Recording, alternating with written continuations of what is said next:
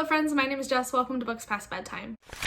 So today we are going to be going through my July wrap-up. Now, July was kind of like a reading slump, life slump kind of month for me. I was not feeling it. Although my total of books was higher than I thought it was going to be, but I just felt like I was not reading very much in July. I don't know what was going on. But anyway, I still did manage to read 13 books, which is pretty good. And overall, I'm pretty happy with that. So before I get into the books that I read, I do want to go through a couple stats because I think they're fun. I think some of you guys think they're fun as well. So of these 13 books, plus a couple more that I did start, I read 4,935 pages throughout the month. I actually had 6 days out of the month that I didn't read at all, which is very rare for me. Usually I read at least something, but I digress. Of these 13 books, 6 were YA, 6 were adult, and 1 was a middle grade. And then I read 7 on audio, 5 physically, and 1 as an ebook. In terms of ratings go, my average rating for the month was 3.8, which is fairly high. I had 1 1-star book, 2 2-star books, 1 3-star book, 1 3.5-star book, 2 4-star books, and actually had 6 5-star books. So I am pretty happy with the stuff that I read this month. I read a lot of good stuff. So overall, pretty happy with July, but hopefully August goes a little bit better and I read a little bit more. So now let's just hop into the books that I did read in July. So the first book I finished was Late to the Party by Kelly Quinlan. This is a YA contemporary, follows this girl named Cody who is very introverted and kind of insecure about being introverted, but one summer day she ends up at this party and stumbles across one of the most popular guys in school kissing another boy in the dark. They actually end up forming an unlikely friendship and he kind of shows her how the popular kids live. He introduces her to this girl named Lydia who she has a romance with. Overall, I really enjoyed this book. This one got 4 stars from me. I read it for my secret TBR reading vlog where I read 5 female/sapphic books. So if you want to hear more of my thoughts, definitely check that out. But overall, I really enjoyed this one. I thought that it was very relatable and really captured what it feels like to be a teenager and was just all around a great read. The next book I finished was One Day in December. I cannot tell you for the life of me who wrote this book, and honestly, I don't care enough to look it up because I hated it. I gave it 1 star. This is a book that follows this girl. She sees this guy on the bus in the morning on her way to work or something, and they like lock eyes and have this instant connection, and she's like, this is the love of my life. This is who I want to marry. But then she doesn't talk to him because the doors close and they're off. And she spends like 2 years of her life looking for this guy until one day she finds him, but she finds him in the person that her best friend introduces to her as her new boyfriend. So this man is now her best friend's boyfriend, and he remembers her as well, and it's just this big mess. They end up cheating with each other. The best friend also cheats on him. Everybody cheats in this book. Everybody is a cheater. They're cheating on their friends, screwing their friends over, stabbing them in the back, cheating on their significant others. There's literally no one to root for in this story. I absolutely hated it. This was so terrible. I don't know why I read it. I very much regret reading it. Thankfully, the next book I read was a whole lot better and will probably end up on my favorite books of 2020 list, and that is Clap When You Land by Elizabeth Acevedo. This is a beautiful story written in verse. It follows 2 sisters, Camino and Yaharia, who one lives in the Dominican and the other lives in New York City. They actually share a father, but they don't know about each other until their father actually tragically dies in a plane crash. And when that happens, they actually connect, begin to get to know one another, and start to form that sisterly familial bond, and also work through their grief and their anger at their father that he was living these 2 different lives. This was a very powerful story. Very good, very emotional. I also read this one in my reading 5 female books, as Yaharia is actually in a female relationship in this story, although that is not the main focus of this book. But overall, this was a great read. This is 5 stars for sure. I really loved this. It is so touching, and it's so incredible how Elizabeth Acevedo is able to so purely capture your emotions in so few words. She is a super talented author, and if you have not read her before, I definitely would recommend. The next book I finished was Fried Green Tomatoes at the Whistle Stop Cafe by Fanny Flagg. This is an adult historical fiction type of story. It's a dual timeline. In one timeline, this follows this woman who goes to the nursing home with her husband to visit her mother-in-law, but she meets this other old woman in the nursing home who starts telling her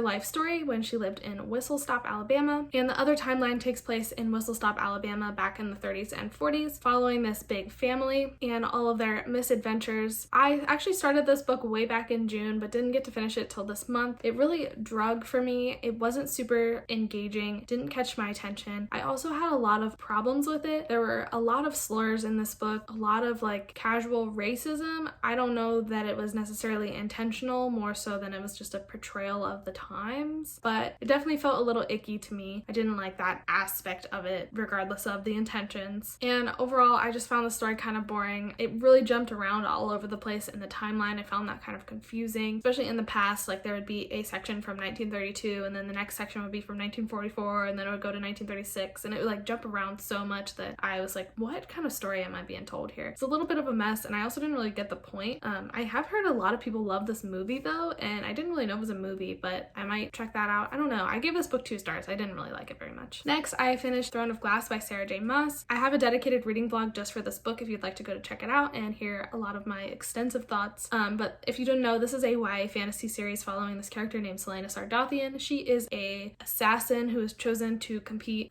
to be the king's personal assassin, and so she goes to the capital and is like in this competition. It's very Hunger Games-esque in that sense. Overall, I did enjoy this one. It definitely is easy to read and it keeps you engaged the whole time, but I definitely had quite a few problems with it. I thought the way Sarah J. Maas wrote her characters was pretty inconsistent, and the main character Selena was very, very annoying. Very much that trope of not like other girls, so that was hard to get over. She pretty much annoyed me the entire time throughout the whole story. So this book was very middle of the road for me. I liked some aspects, I didn't like some aspects, so I ended up giving it 3 stars. Next, I finished The Love and Lies of Roxana Ali by Sabina Khan. This was another book included in my Reading 5 Female Romances vlog, but this story basically follows this girl named Roxana Ali who tries her very best to live up to the expectations of her conservative Muslim parents, but unfortunately they end up catching her kissing her girlfriend in her room, and they end up sending her back to Bangladesh into a world of severe conservatism and arranged marriage. I really did not love this book either. I found it to be pretty problematic. Roxana's parents are extremely abusive to her because of her sexuality, and to a very extreme level. It was very difficult to read about. And then the end of the book, like many YAs, wrapped up very nicely. Everybody was forgiven with a bow on top after just a couple days, and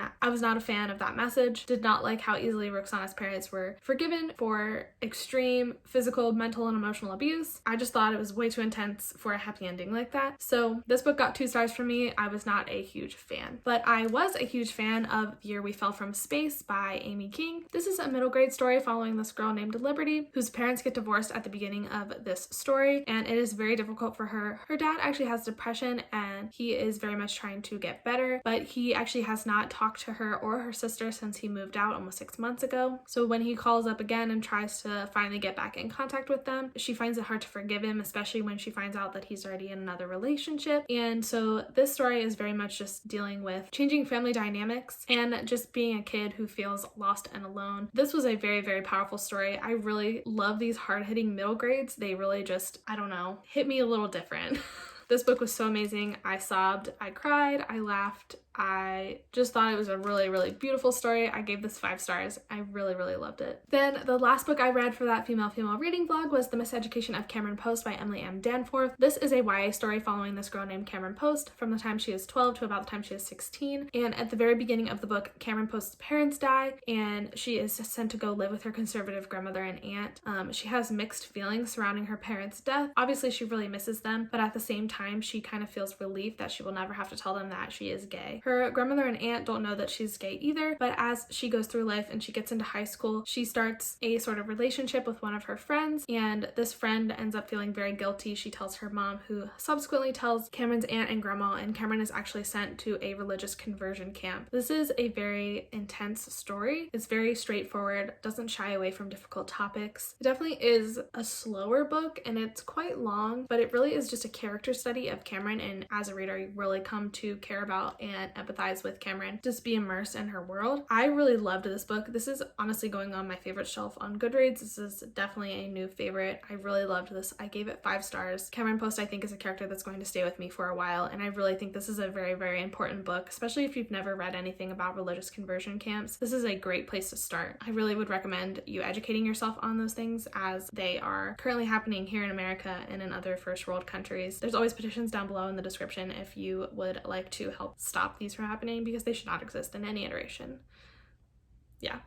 Okay. Then the next book I finished was The Ocean at the End of the Lane by Neil Gaiman. This was the first book I read for my newest reading vlog, where I read Mary Reed's favorite books. So The Ocean at the End of the Lane is a story within a story. We are following our narrator as he returns to his hometown for a funeral. While in this hometown, he ends up at the farm at the end of the street where he grew up, where he had some very interesting experiences, and it's here that he starts to flash back to his childhood, which was honestly quite traumatic, but he found solace and comfort in this girl named Letty Hemstock, who was kind of magical and really helped to save him as a child and help him through the dark times. So I really liked this book at first, but it is quite short. By the end of it, I really felt that it was kind of underdeveloped and a little bit confusing. It wasn't totally fleshed out in a lot of parts. The magic system was confusing, the plot was kind of confusing, the ending was strange. It was something that I just wanted more from. I think that if it was more well-rounded and fully developed, I would have liked it a lot more, but honestly, I feel this way with a lot of Neil Gaiman stories. Either they are way too long and boring, or they're too short and underdeveloped. So with this one, it was the latter. I really think me and Neil Gaiman just don't vibe, and that's cool. This book got a 3.5 from me because while I did like the concept, I didn't love the execution. The next book I finished was The Vanishing Half by Britt Bennett. This was the Page Turner Book Club pick for July, which was hosted on my channel. The live show will be linked down below if you would like to hear all of our thoughts on this book. But this is a story following two sisters who are both very light-skinned Black women. When they are about 16, they go their separate ways. One decides to pass as white and live a life as a white woman, while the other sister actually ends up back in the hometown that she was so desperate to escape when she was younger. The two sisters have really lost touch, even though as children they were twins and inseparable, but they end up coming back together once their two daughters meet and their lives begin to intertwine again. This was a very powerful and beautifully written story. I really enjoy this one a lot. It was extremely well written, and it has a lot of really cool literary devices within it that I just feel like made the story really rich. I really enjoyed this one. It got 5 stars from me. The next book I finished was 9 Perfect Strangers by Leanne Moriarty. I enjoyed this one quite a bit more than I was expecting to, but in order to hear more of my thoughts, you'll have to watch my reading vlog on this that will be up later this month. I don't want to spoil anything because it is a very special secret TBR, so just know that I read this one, but more thoughts will be coming later. And next I finished Beartown by Fredrik Backman. This is a book set in a hockey town in Sweden, and it follows a large cast of characters leading up to the junior hockey team competing in a national championship of sorts. The star hockey player on the team actually ends up raping the daughter of the general manager of the hockey club. This throws the town into utter turmoil. Everybody is taking sides, throwing their opinions around, and getting involved in one way or another. This is both a tragic and a hopeful story, and I really loved this one a lot. It really just hit me right in the heart, and while the reading experience is very anxiety inducing, the payoff is definitely worth it. This is a very special book, and I am very glad to have read it. This one I also read for that reading vlog where I read Mare's favorites, so if you want to hear more of my thoughts, definitely check that out. And finally for that vlog, I also read Strange the Dreamer by Laini Taylor. This is a YA fantasy following this character named Laszlo Strange, who is an orphan librarian who works in this magical library. He's obsessed with this mythical town called Weep, which has kind of been erased from the collective consciousness of this world, but Laszlo is convinced that it is a real place and he wants to find it, and he ends up getting that opportunity pretty early on in the book. This has been on my TBR forever. I really wasn't sure how I was going to feel about it, but I ended up loving it. This was such a unique story, and Laini Taylor's writing style is just amazing. She's such a beautiful writer, and she created such a unique and immersive world. It's insane. Like, her mind blows me away. This was a really good book, and I cannot wait to pick up the sequel, Muse of Nightmares, hopefully next month. This one got 5 stars from me as well. So those were the 13 books that I ended up reading in July. Thank you so much for watching this video. I really appreciate you being here. Let me know down below the best book you read in July. I would love to know. And yeah, that'll be it for me today. All relevant links will be in the description. Thank you again for watching, and I'll see you in the next one. Bye.